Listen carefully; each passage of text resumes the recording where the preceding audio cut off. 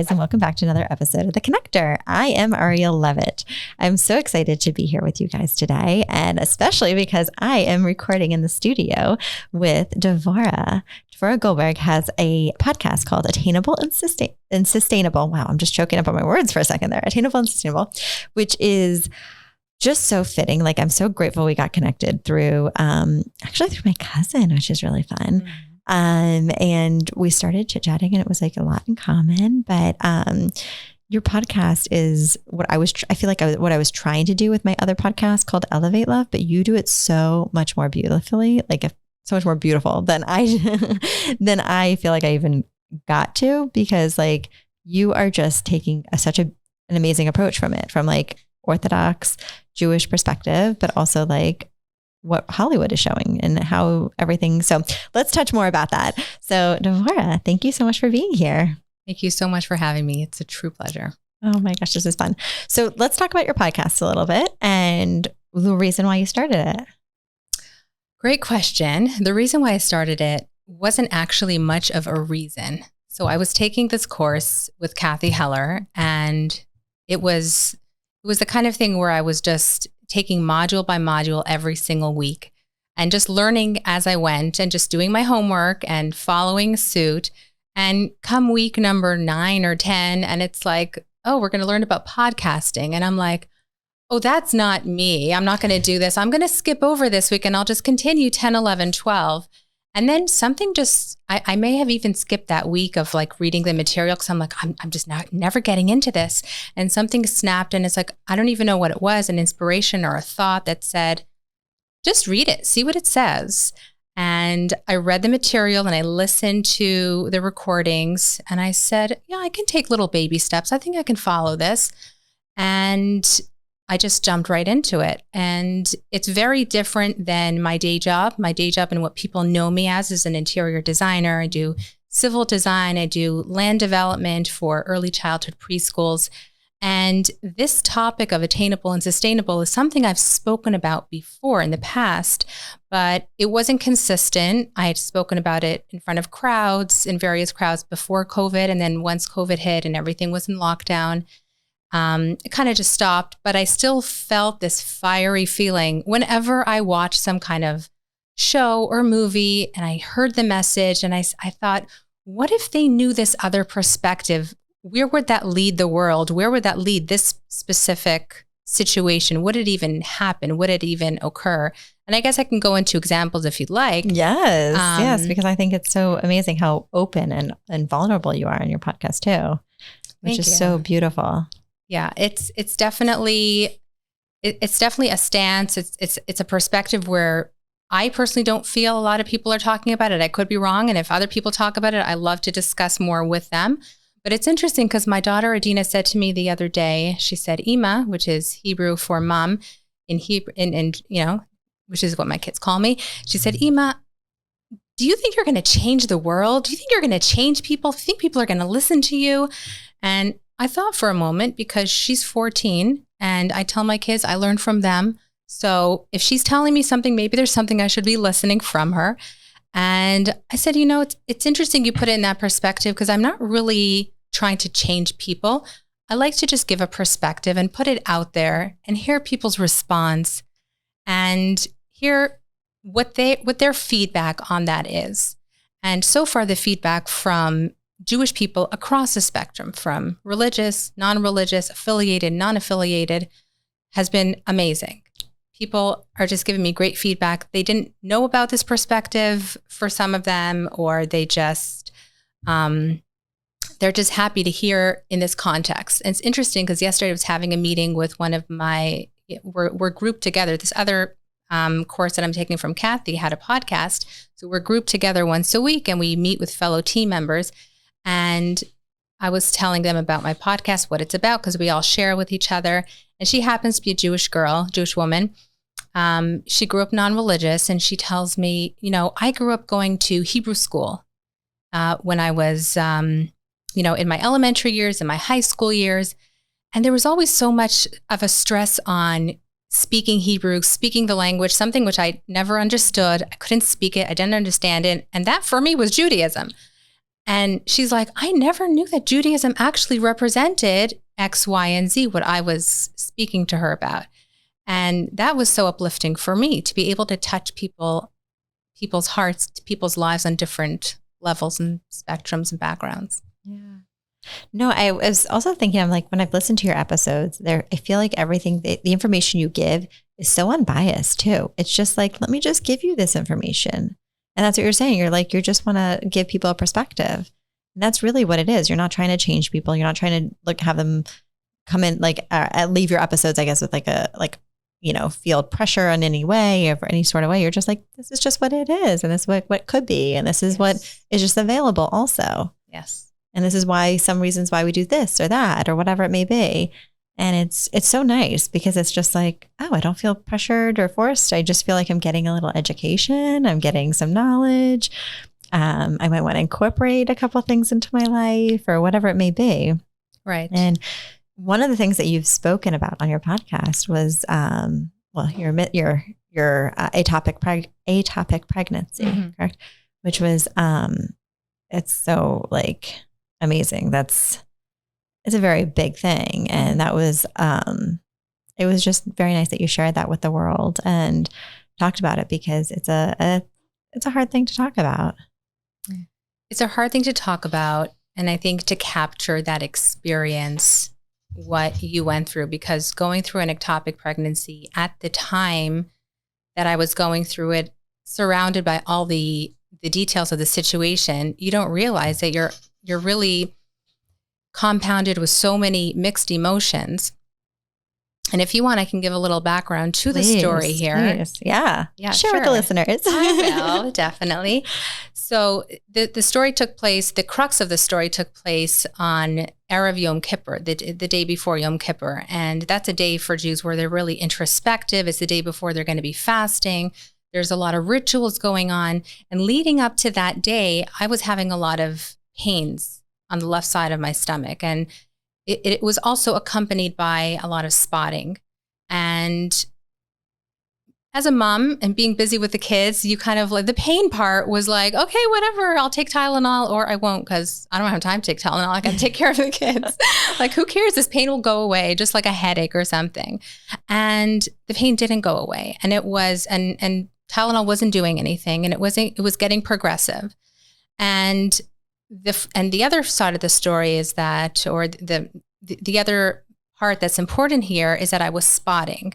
And in Jewish life, Judaism tells a Jewish couple that the way that we conduct ourselves, that we basically have a quote unquote sexual schedule per se. That's just for your listeners to understand. And what it means is when a woman menstruates, until her menstruation is over, and an additional 7 days, which we call the clean days, where we don't see any blood, that's when we refrain from all sexual activity with each other.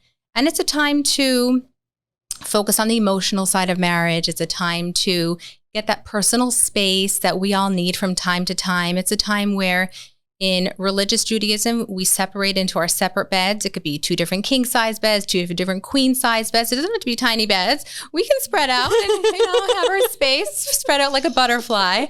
But we separate, and what we appreciate when we finally come back together as a couple in intimacy on a sexual level, we're so excited. And we have that excitement because we've pulled apart. It's kind of like a chocolate lover or a wine lover who doesn't have that for a little while. And they're excited to take that first bite again. Maybe I was almost going to say a long distance relationship. When you go on for a long distance relationship and then you get to see each other and it's this really fun, exciting time where you're you get to just have fun again. Exactly. Yeah. So continue on. And actually, just to deviate for a second, an anecdote that I bring on a different episode is, sometimes we stand there at the departure gate at an airport and we see people hugging together, this really elongated hug. And you feel that they're going to be separated for some amount of time. And you feel that emotion because we know what it feels like to be separated and to come back together. So they're giving that extra long hug because there's going to be a time of separation.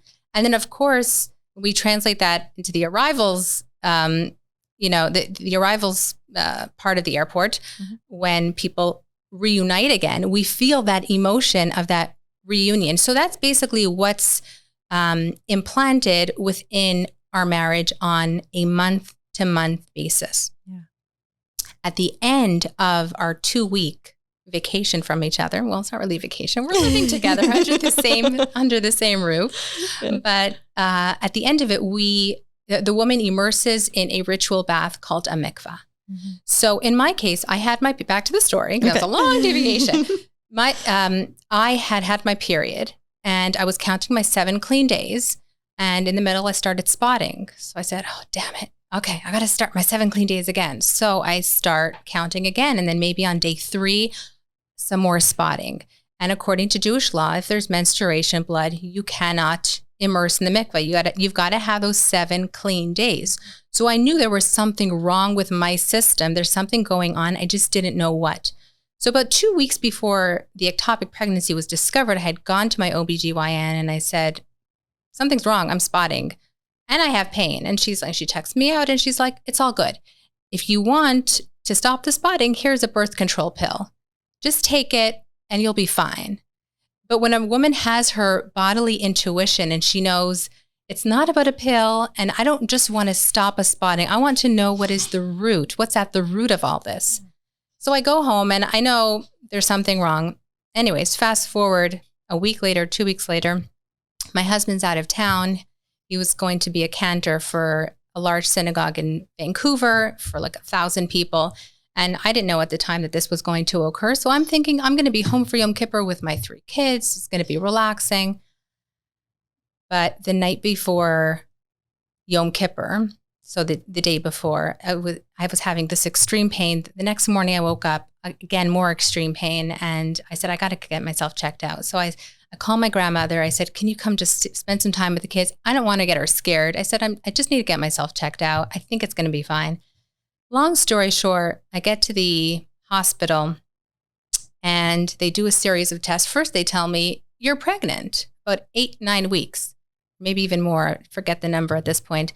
But so I'm shocked because I didn't think I was pregnant. That's a couple weeks there. Yeah. And I just, because I had just gotten my period a number of weeks. So I said, how is that even possible?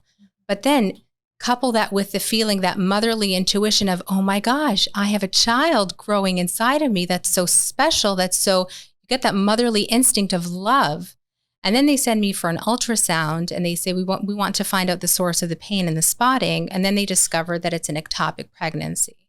So I knew at that moment, the simultaneous feeling of motherly love, but it's not going to be lasting for too long. Now, I didn't know how it was going to end, but they discovered during the ultrasound that the baby had a heartbeat. And because the baby had a heartbeat, I guess that's how the medical procedures work. They either give you an injection if there's no heartbeat, but if there is a heartbeat, they have to take it out surgically. Wow. So because that was the case, they said, don't eat anything because you're going into surgery in a few hours. So at that moment of knowing that I have a baby growing inside of me, I can connect with my child, but not for too long. And I got my 3 kids at home and I got to make sure that grandma doesn't freak out and she can't stay with them. So I got to go find other arrangements for them. So I start to cry and I call my husband, but then I got to compose myself and not express those emotions so I could be strong for my kids. So I found arrangements for them. They spent Yom Kippur with other family members. And then it was my moment to just go within. I was alone in the hospital. I didn't need anyone. I'm the kind of person who I can spend a lot of hours with myself. You're an introvert. I'm an introvert and an extrovert. I like to find the balance. Yeah. But I just knew, I just needed silence to connect with my baby for as long as God ordained it to be growing inside of me. And there are 2 songs which are sung by Jewish singers. One is called Come With Me, Little Neshamala, and that's Neshama is the soul. So it's a song about a soul which comes down from heaven into this world. And then at the end of the song, it's God calling the soul back up. So I just had the lyrics, and I'm a singer, so I was singing to the baby, come with me, little Nishamala, to a place above the land, because I knew I was going to escort it back to its final place, its final destination, and it's now my angel up there. And the point of there is another song that I also played it simultaneously in my mind, which was just like a heartbeat that's rising and falling, sinking and soaring. It keeps you alive. There will always be ups and downs. There's no time to waste for playing around. And then it continues on. But that just connected with me just so on a soul level, because we discovered a heartbeat. Yeah. And this was an up and down for me in my life at the moment, but it was going to be okay. I didn't feel it at the moment, but that was just my moment of just rushing emotions. And in the end, during surgery, they discovered that my fallopian tube was so infected because it was sitting there for so long that they had to remove it with the baby. So it saved me in the end, and I'm grateful. Yeah. But it was an experience, and it was a time where in a marriage, typically the husband is there with the wife, caressing her, rubbing her shoulder, being there for her emotionally and physically. But even if my husband was with me, he wouldn't be touching me, because what we follow, what we practice is, when we're told no sexual activity during a period of time, we don't do other activities which could lead to sexual intimacy. Yeah. So we know that even a rub on the shoulder can turn someone on, and it could be Touch is either very way. powerful. Touch is very powerful, and we feel it when there is a break, and it's just holding hand while taking a walk. You feel that extreme connection and that spark of excitement so much more because you've had that break. Mm-hmm. But in my case, my break was so long. At the end of the day, after surgery and after recovery, my husband and I hadn't touched physically, not even holding hands, for roughly 3 months. Oh my gosh. So we were living under the same roof. Oh my gosh. That's hard. It was hard. It was very hard. It was very emotional, just the emotions. I mean, especially processing the whole thing, and you just probably want to hold, hug and just have that time and just be in each other's arms. Mm-hmm. And then you can't even do that. And it's got to be really, you were incredible for going through this and being so brave and just being just so grounded, I would say. Not even brave, it's grounded, right? You were just so okay, this is what it's going to be. Let me do what I need to do to just keep myself grounded. Yes. Essentially. But I think that even when we're grounded, I think we have to give each other or ourselves the space to feel those raw emotions. And even if we're sticking to our grounds and my husband and I are not touching during a period where I'm bleeding, having menstruation, we can still honor that moment of saying, oh, it really sucks right now. This is hard for me.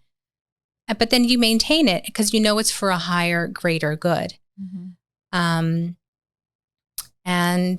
So it took me 3 months to immerse in the mikveh, and it was definitely a challenge. And my husband and I chose to stick with it, honor our tradition, honor what Judaism teaches us, which is a successful recipe for marriage. And although it came with a challenge, we appreciated that so much more at the end of the day. I mean, it really made you guys stronger at that point, right? Definitely. I mean, you guys had to really communicate with each other. Talk about using your words and actually really being articulate and getting your point across of things, right? All these things of just your emotions. Sometimes you want to express your emotions and in a physical way or whatever it is. And you really had to be there and listen to each other. Exactly. And the question is, how could one give a spouse support without physical touch? Yeah. I know when a friend is going through a hard time or something, I just want to hug them, right? That's just my, tuition. Yeah. Yes. A natural instinct, right? Mm-hmm. To do that. Right. And, to express that in words is really beautiful. to be able to express that and say to your husband, like, this is exactly how I'm feeling and this is what's happening, or vice versa, right? Because it's both of you. I mean, it's really. Exactly. Yeah. Oh my gosh. It's so beautiful that you were able to share that. And thank you. Thank you. It's a pleasure. It's it's been, I'm sure, a lot to process throughout. I mean, it's been a couple of years now it was in 2016. So it's been a couple of years. Yeah. But I'm reminded of it every Yom Kippur, and I'm connected to my angel above. And it's actually interesting because the first thing I said when I came out of anesthesia from the surgery, I said, "Where's my baby?" Mm-hmm. And I guess they had a lab on an upper floor of the hospital. And the nurse said, "Baby's upstairs." And that's what it was. Baby's upstairs. And he or she, I don't know the gender, just I'm connected. We are connected. And, the baby's part of our family too. We talk about the experience a lot. Sometimes the kids say, "Oh, I wish we had that baby." Right? Yeah. But it's something we get to process as a family and be appreciative also that it was able to save my life, because that's what it's there for. I mean, that you had an infection and that it was caught, I guess, because of the baby. Yes, exactly. It's incredible. Yeah. It's absolutely incredible. Oh my gosh. There's so many, you have so many areas of you, right? Like it's so amazing. I mean, you do design and then you have these, talk about, real life stories of like what you've gone through and just how you bring it all together. It's so beautiful. And you're so gorgeous. So I'm so excited for my listeners because like you'll get to see a picture of her too, but you're so, so beautiful. And you do things in such a beautiful way. And how you like talk about things and how you do things. It's just like, it all lines up so perfectly. Well, I feel like I'm in line with your alignment with the universe. So I think just our meeting and our connection. So good. No pun intended to your podcast or anything. I think it's pretty awesome. Yeah. So I know you've had other episodes out and everything. And so, and your point on the podcast is really that it is attainable and sustainable in relationships, and that the Hollywood dream thing and talk. So touch more a little bit about your podcast, because I know you've had some new episodes come out. Yes. And you're constantly like, just working things, but it is really attainable and sustainable, like having that Hollywood dream loving relationship. Yes. And so what is something that you've found that is something that everybody can do that's very like maybe an easy thing, like an easy relationship, I guess, change that would be a little bit more attainable and sustainable? That's a great question. And as you're speaking, I'm like, which one should I choose? One of my more recent episodes, I speak about the abortion issue, which was debated on The View with Whoopi and her co-hosts. And ooh, yeah. And it's really discussed across so many platforms. It's gotten political and people discuss the pros and the cons of both sides. And I don't want to enter the debate table at all. But what I do show, and really the basis of my podcast, is to show that we as a world, as a society, we have this Hollywood paradigm, which we all look up to. We're all watching the movies and the shows, whether we believe in their message or not, whether we love the celebrities or we trash talk them in the office afterwards, right? We just all watch it, right? And actually, interestingly enough, as a Jewish, religious Jewish woman, Orthodox woman, I grew up with Jewish values, and I actually find that the Jewish message and the Hollywood message is actually the same. It's the same message across the board, because as I'm writing out my notes for each episode, I'm like, yeah, this is pretty Jewish too. But the difference is the timing of the message. So for example, we talk about abortion. Yeah. And how does abortion come about? Sometimes it comes about because of the rape culture, unfortunately, which is terrible and horrible, whoever it happens to and whoever does it. And I think we can all agree across the board that it's deplorable. No one should ever be, part of that scenario. But that's just one reason why a person has to make an abortion choice. The other reason, and I believe, I could be wrong, but I believe that it's a bigger reason is because people are just hooking up with each other, one-time hookups, and they're not thinking about the long-term effect. Maybe they don't have great birth control options. Maybe they thought he had a condom and he really doesn't, or he said he does, but he just forgot it at home, and But and I'm going to tie this with another episode that I did where I highlighted, or as I say, I like to shine the light on specific celebrities. So I bring in Kelly Clarkson has a show where she had someone on who took the DNA test. Mm-hmm. And she never knew her parents. Why?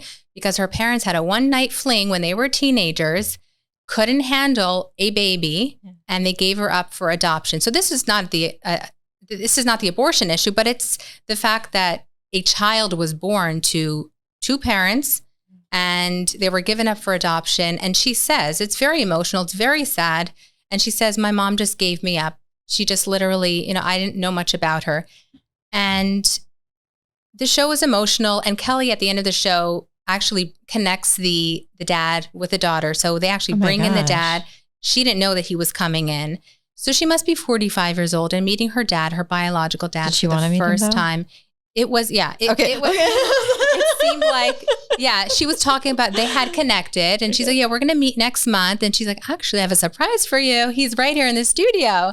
So they connect, they hug, and they kiss. And there's so many thoughts that went through my head when I watched that, because what an opportunity. It seemed like he's a loving dad. What an opportunity that she could have had to grow up with at least a dad, because he seemed to be a supportive one. I think her mom had passed away earlier, so she couldn't meet her face to face. But how did these topics come about that we even discuss it? How do we talk about this great show on Kelly Clarkson, which brings a lot of emotions and audiences, and they clap, and it just attracts people. Yeah. Or how do we come to the topic of abortion, this debate? Because two people couldn't say no to one-time sex, to sexual gratification. And I know it's just a thing out there, and it's okay, and it's acceptable. And that's fine. I respect people from whichever background they come, whichever angle they come from. But if one person says no, we can talk to each other, we can date, we can go for a walk on the beach, but my body is not for a sexual, soulful connection until I'm ready to get married and actually commit. And yes, it is a Jewish value, or as they say, Judeo-Christian value. But if a woman, instead of finding her empowerment after the fact, and what does Hollywood tell her? It's your body, it's your choice, it's your empowerment. It's not the politicians, you get to make that decision. Well, says Judaism, let's give you that empowerment, because we agree that you as a woman should have empowerment, but why don't you have empowerment by letting everyone know that you're not here to just sell your body to everyone at any time, with no guidelines, with no barriers or boundaries, just giving your body for anyone and anything. And, years ago, this was acceptable. The people, not even Jewish people, it was just acceptable. The people dated to get married, and they weren't sexually active before. No, it's not like it went, it's not like it dated back years in history. People were always, sleeping around. What could we do about it? But if it takes one person to really realize what her true empowerment is to realize that she's more than just her body to just sell off, to give off, to cheapen with anyone just because she feels a need for sexual gratification for that one time. I think we're going to see some more real empowerment. And it takes one person just to say no to a coworker, to a boss. Unfortunately, people sell their bodies to get promotions. This is the real topic. And what I like to focus on my podcast is not to put down Hollywood. It's to elevate Hollywood. It's to show that, yes, you have a message, and that's fine.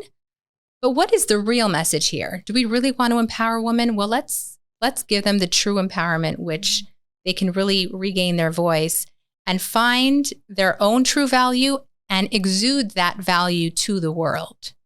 Uplifting, empowering, and taking the power to yourself instead of, giving it away to somebody else. Yes. Or thinking that it needs to be a certain way when it's actually really, it comes from within. Yes. It really does. It's just so beautiful. And it's so important. And of course, I'm all about female empowerment. That's right. You exude that yourself. Yeah. And it's making the best decisions for yourself and what feels right. Right. Like, and that is, and it, like you said, it just takes one person to say no or yes or whatever, whatever it is. And that's how things happen. Yes. But, that was so good. Oh my gosh. You are so good. You are Thank you. I really have loved chit chatting with you. I am loving this. Loving this so much. This is the best. It's like so many good, juicy moments. And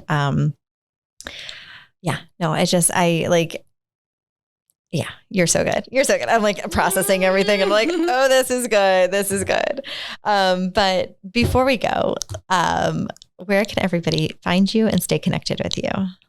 So thanks for asking. I am on Instagram and the handle is @YourRightToShine. I'm actually getting my website up and running. That is, the domain is the Spark. Oh gosh. It's okay. Sparkedbyhollywood.com. And that's going to be up and coming in the next few weeks. So I'm really excited about that. I'm going to be showcasing some offers, and all my podcast episodes are going to be listed over there. Thank you. Available there, as well as you can find my podcast Attainable and Sustainable on Spotify, on Apple Podcast. And I always invite responses. I always invite engagement. If someone has a question, a comment, and I've gotten questions from all sides of the aisle. I agree with you. I don't agree with you. And I love having that conversation, because at the end of the day, that's the conversation to have. Who are we at our core? What are we exuding to the world? And I think that applies to everyone. Yeah. Yes, to women empowerment, men empowerment too.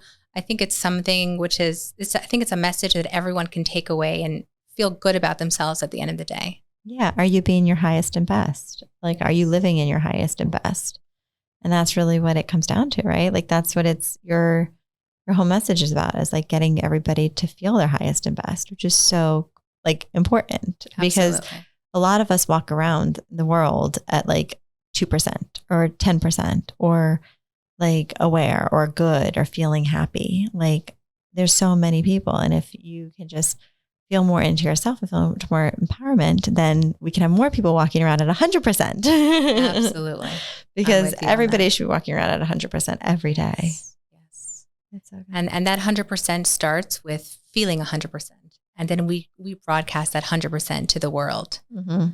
And I think that if our average is 2% and we just raise that to 3, 4, 10, 20, a little bit more every day, whatever that means for each individual, I think we're in the right direction. Yeah. One step at a time. It feels so much better. Yeah.